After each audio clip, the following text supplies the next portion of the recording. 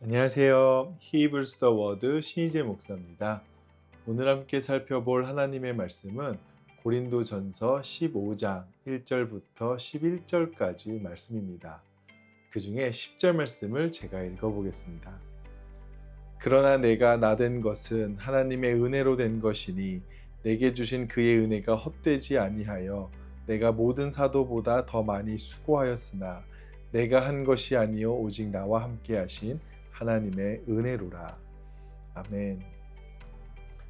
이제 바울은 14장에서 방언과 예언의 영적인 은사에 대해서 길게 다룬 후에 15장으로 넘어오면서 한 가지 매우 중요한 키워드를 꺼내듭니다. 1절 말씀을 먼저 한번 읽어보게 되면요. 형제들아, 내가 너희에게 전한 복음을 너희에게 알게 하노니 이는 너희가 받은 것이요 또 그 가운데 선 것이라. 갑자기 복음에 대해서 말을 꺼내기 시작합니다. 여기서 알게 한다라는 표현이 뭔가 새로운 것을 너희들에게 알려줄게 이런 의미보다는 이미 알고 있는 것을 환기시켜 준다라고 볼 수 있는데요. 그렇기 때문에 바울이 오늘 말씀을 통해 말하고자 하는 복음의 내용은 그동안 고린도 교회 성도들이 은사를 자랑하고 사용하면서 잊었던 정말 중요한 내용을 다시금 환기시키고 그 자리로 돌아가야 함을 강조하는 내용으로 볼 수 있습니다. 그렇다면 바울이 말하는 그 진짜 복음의 자리가 과연 무엇인지 말씀을 통해 함께 살펴보도록 하겠습니다. 그럼 다시 1절과 2절 말씀을 제가 읽어보겠습니다. 형제들아, 내가 너희에게 전한 복음을 너희에게 알게 하노니 이는 너희가 받은 것이요 또 그 가운데 선 것이라. 너희가 만일 내가 전한 그 말을 굳게 지키고 헛되이 믿지 아니하였으면 그로 말미암아 구원을 받으리라. 바울은 먼저 고린도 교회 성도들이 복음에 대해 어떤 상황 속에 있는지를 세 개의 동사를 통해 설명합니다. 받았고, 섰고, 구원받고 있다. 이 세 개의 동사죠. 그런데 여기서 이 동사의 시제도 좀 중요하게 두고 봐야 하는데요. 너희가 복음을 받았다라는 것은 과거형으로 단번에 일어난 사건을 가리킵니다. 그리고 그 위에 섰다라는 말은 완료형으로 사용이 되면서 과거에 받은 복음 위에 지금도 계속 서 있다라는 뜻으로 볼 수 있죠. 그리고 구원을 받으리라는 현재 진행형으로 되어 있어서 종말을 향해 계속 진행 중인 상태로 이해될 수가 있습니다. 그렇기 때문에 이 한 문장 안에 이미 일어난 일과 지금도 서 있는 일과 아직 진행 중인 구원이 담겨 있다라고 볼 수 있는 거죠. 하나님 나라의 이미와 아직을 확인할 수 있는 자리이기도 합니다. 이러한 복음의 토대는 고린도 교회의 성도들로 하여금 복음을 대하는 자세에 조용한 경고를 전해줍니다. 2절을 또 자세히 살펴보면요. 바울은 복음을 굳게 지키고 헛되이 믿지 아니하였으면 구원을 받을 것이다 라는 조용한 경고를 덧붙입니다. 결국 구원은 복음을 통해 주어지게 되지만 앞서 살펴보았던 그 토대 위에 끝까지 서 있는 자에게 주어진다라고 볼 수 있는 거죠. 그리고 이어서 바울은 복음을 4개의 동사로 압축해서 설명합니다. 3절에서 5절의 내용을 제가 한번 읽어보겠습니다. 내가 받은 것을 먼저 너희에게 전하였노니 이는 성경대로 그리스도께서 우리 죄를 위하여 죽으시고 장사 지낸 바 되셨다가 성경대로 사흘 만에 다시 살아나사 게바에게 보이시고 후에 12 제자에게와. 여기를 보시게 되면 죽으시고 장사되시고 다시 살아나시고 보이셨다, 이렇게 4개의 동사가 나온 것을 볼 수 있습니다. 그런데 죽음과 부활 양쪽으로 성경대로라는 말을 바울이 강조하는 것을 볼 수 있죠. 여기서 말하는 성경은 구약 성경입니다. 결국 바울에게 있어서 이 부활이라는 사건이 그냥 개별적으로 일어난 기적이 아니라 이스라엘 이야기 전체가 이 한 사건을 계속 가리켜 왔다라고 볼 수 있죠. 그렇다면 바울은 이 부활이 정말 사실이라는 것을 어떻게 증언할까요? 5절부터 보시면 바울은 부활의 증인 명단을 천천히 읊어나가는 것을 볼 수 있습니다. 처음엔 게바로 시작해서 12제자, 또 500여 명의 형제들, 야고보, 모든 사도, 맨 마지막에 바울 자신에 이르기까지 보이셨다라는 동사를 계속 반복적으로 사용하면서 이들이 증인이었다라는 것을 보여주죠. 그런데 우리는 이 증인의 명단을 보면서 이렇게 생각하기가 쉬울 겁니다. 오, 예수님의 증인들이 이렇게 많았구나 라는 어쩌면 변증적인 시각으로 이 부분을 읽는다라는 겁니다. 그런데 바울은 말씀 속에서 이 증인 명단을 단순히 부활을 본 사람들이 이렇게 많아 라는 식으로만 제시하지 않습니다. 6절을 보게 되면 그 중에 지금까지 대다수는 살아있고 어떤 사람들은 잠들었으며 라고 말하는 것을 볼 수 있죠.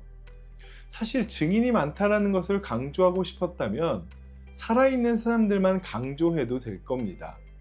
그런데 바울은 굳이 잠든 사람들, 즉 죽은 사람들을 언급하죠.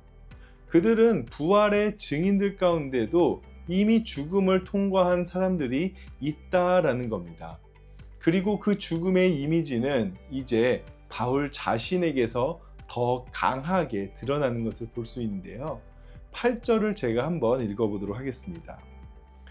맨 나중에 만삭되지 못하여 난 자 같은 내게도 보이셨느니라. 이 말은 정상적인 때와 방식으로 태어나지 못한 아기, 즉 당시 사람들에게는 수치스럽고 불완전하게 여겨질 수 있는 그런 대표적인 이미지를 보여주는 표현입니다. 또 그리고 이어서 9절을 보시게 되면요. 나는 사도 중에 가장 작은 자라. 나는 하나님의 교회를 박해하였으므로 사도라 칭함받기를 감당하지 못할 자니라. 이렇게 고백합니다. 이것은 고린도 교회 성도들의 생각과 완전히 반대되는 바울의 고백입니다. 고린도 교회에서는 누가 더 신령한지, 누가 더 강한지, 누가 더 대단한 사도에게 속했는지를 두고 자랑하고 다투었죠. 그리고 마치 이미 다 도달한 사람들처럼, 이미 왕노릇하는 사람들처럼 행동했었습니다. 그런데 바울은 부활의 증인들을 말하면서 오히려 죽음의 흔적, 약함의 흔적, 자격 없음의 고백을 함께 끌고 온다라는 것을 볼 수 있죠. 왜냐하면 부활은 이제 고난이 끝났으니 나는 높아지기만 하면 돼 라는 의미가 아니기 때문입니다. 예수님의 부활은요, 십자가를 지나온 생명입니다. 그래서 부활을 믿는 사람도 자기 자랑의 자리로 가는 것이 아니라 예수님처럼 자신을 내어주는 자리로 부름을 받게 되는 것이죠. 그래서 바울이 자신을 가장 작은 자라고 고백한 이유도 여기에 있습니다. 그는 부활하신 주님을 만났지만 그 만남이 그를 높아지게 만든 것이 아니라 오히려 은혜 없이는 설 수 없는 사람으로 만들었던 것이죠. 그래서 바울은 10절에서 이렇게 고백할 수밖에 없었던 것입니다. 그러나 내가 나된 것은 하나님의 은혜로 된 것이니 내게 주신 그의 은혜가 헛되지 아니하여 내가 모든 사도보다 더 많이 수고하였으나 내가 한 것이 아니요 오직 나와 함께 하신 하나님의 은혜로라. 방금 읽은 10절을 보면 바울의 말이 조금 왔다 갔다 하는 것을 볼 수 있습니다. 먼저 내가 나된 것은 하나님의 은혜라고 말하면서 곧바로 내가 모든 사도보다 더 많이 수고하였다라고 말하죠. 그런데 다시 내가 한 것이 아니요 오직 나와 함께 하신 하나님의 은혜라고 다시 이렇게 말합니다.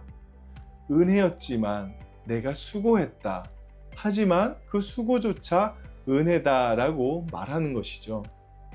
이것이 바울이 말하는 은혜입니다. 은혜는 사람을 가만히 있게 만드는 것이 아니라 오히려 더 깊은 수고의 자리로 이끌어 간다라는 것이죠. 바울은 은혜가 헛되지 않았다라는 것을 가만히 잘 받았다는 것으로 증명하지 않았습니다. 그 은혜 때문에 누구보다 더 많이 수고했다라고 말하는 것이죠. 이것이 고린도 교회가 놓치고 있었던 생각이었습니다. 그들은 이미 다 받은 사람처럼 더 누리고 높아지기만 하면 된다고 여겼습니다. 하지만 바울은 부활을 말하면서도 은혜와 수고를 함께 말합니다. 하나님 나라는 이미 시작되었지만 아직 완성되지 않았기 때문입니다. 그래서 부활을 믿는 사람은 자기를 높이는 사람이 아니라 받은 은혜 위에 서서 오늘도 충성스럽게 수고하는 사람이라고 말하는 것이죠. 그렇습니다. 받은 자는 자랑하지 않습니다.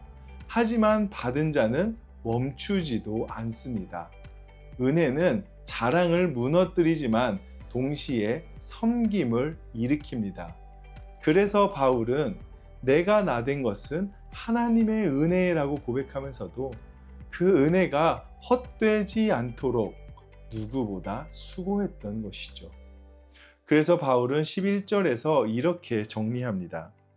그러므로 나나 그들이나 이같이 전파하매 너희도 이같이 믿었느니라.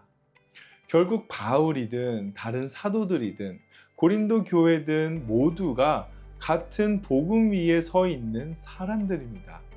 그렇기 때문에 누가 더 대단한지를 자랑할 수 없다라는 거죠. 우리 모두는 받은 은혜 위에 서 있는 사람들이기 때문입니다. 말씀을 마무리하면서 오늘 말씀은 우리를 다시 부활의 복음 위에 세워둡니다. 우리는 자신이 이룬 것 위에 서 있는 사람들이 아니라 그리스도께서 죽으시고 다시 살아나신 그 복음 위에 서 있는 사람들이라는 것이죠. 그래서 자랑할 수 없지만 멈출 수도 없습니다. 부활의 은혜가 우리를 오늘도 일상 가운데 사랑과 헌신의 수고로 부르고 있기 때문이죠. 그렇기에 오늘 하루도 여러분들이 내가 나된 것은 하나님의 은혜입니다 라고 고백하며 부활의 복음 위에 굳게 서서 여러분들이 받은 은혜를 섬김으로 흘려보낼 수 있는 저와 여러분들이 되시기를 예수님의 이름으로 축복합니다. 함께 기도하겠습니다. 사랑과 은혜가 충만하신 하나님 아버지, 우리에게 복음은 받은 것이지 내가 얻은 것이 아님을 고백합니다. 그 은혜로 저희가 받은 복음은 분명한 주님의 십자가의 부활 사건 위에 그 부활하심의 능력으로 저희가 얻어진 것이기에 그 모든 것이 주님의 은혜였음을 고백합니다. 그리고 이젠 그 받은 은혜가 잔잔히 거기서 머무는 것이 아니라 우리의 일상 가운데에 우리의 헌신과 수고로 드러나지기를 원합니다. 우리가 더 열심히 살아야 하는 이유가 주님의 부활이 이유가 되게 하시고 십자가의 피가 보혈이 우리를 더욱더 이끄는 힘이 될 수 있도록 또 우리로 하여금 그 은혜에 감사할 수 있는 모습이 될 수 있도록 함께하여 주시옵소서. 그렇게 우리를 인도하시고 우리의 삶 가운데 부활의 능력으로 우리를 더욱더 십자가의 모습처럼 낮은 자의 모습, 더 구하는 모습을 갖게 하실 줄을 믿사오며 감사드리며 예수님 이름으로 기도드렸습니다. 아멘.